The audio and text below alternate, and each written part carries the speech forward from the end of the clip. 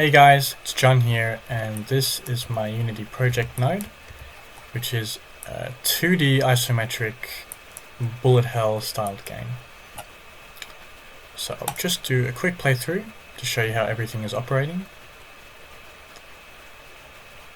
A couple of things to note. The environmental assets were all retrieved from gameart.org for free. And all of the sprite animations and projectiles and enemy units are all original content that I made in GIMP. Just down there. So this is a heal box. I don't need to heal because I've not yet lost any health. I'm just going to pop up through here. Collect these tech points. As you can see, my tech went up.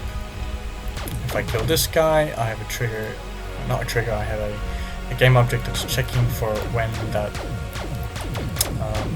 that gunner is null. When he is null, that bridge will then appear.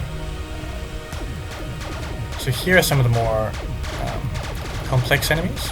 So these guys are following me at a set distance. So you can see if I move towards them, they begin to move away, and they kind of have a sort of different behaviors of their own. So I'm just gonna quit out of this. So all the audio you're hearing is original content. I put that together myself in FL Studio. And I'm just gonna flip into these guys' scripts so you can see what's going on. It's actually very, very simple the way I put this together. So basically you'll see that we are finding the player position and minusing that by our current position, or the enemy's current position, which gets us the direction with normalized, and then we're adding a distance integer on top of that. So basically the enemy will follow the player moving at a certain speed times time.delta time, and keeping at a certain distance, which is added on to the player position. So that's how I did that.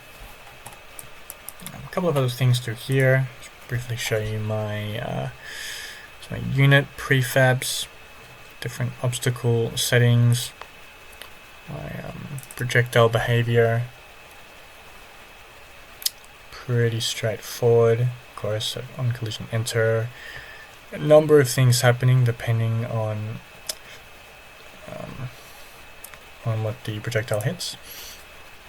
I also very quickly want to show off my save load system, which took a little while to put together. So here we already have a game saved. If I just open it up, we have 2 tech, probably a couple of upgrades, and if I delete that,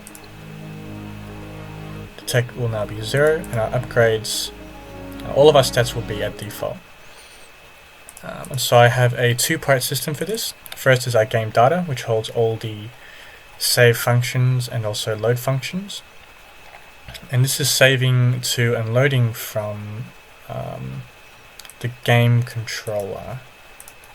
So down here, of course, we have our player data, all the information that's required, and then all of that is equaling whatever is in the game controller for our save. And of course, for the load, it goes the other way around. The game controller will then equal whatever the values of the data that was saved. Then we have our game controller script here, a couple of checks. This is of course a singleton and also a static variable. Both of these scripts are. And in my player movement, just as an example, I have a couple of stats that are saved into the script. And at the start of each level, the health and speed of this particular script will always equal the game controller health and speed. And so that's how all of that is currently working.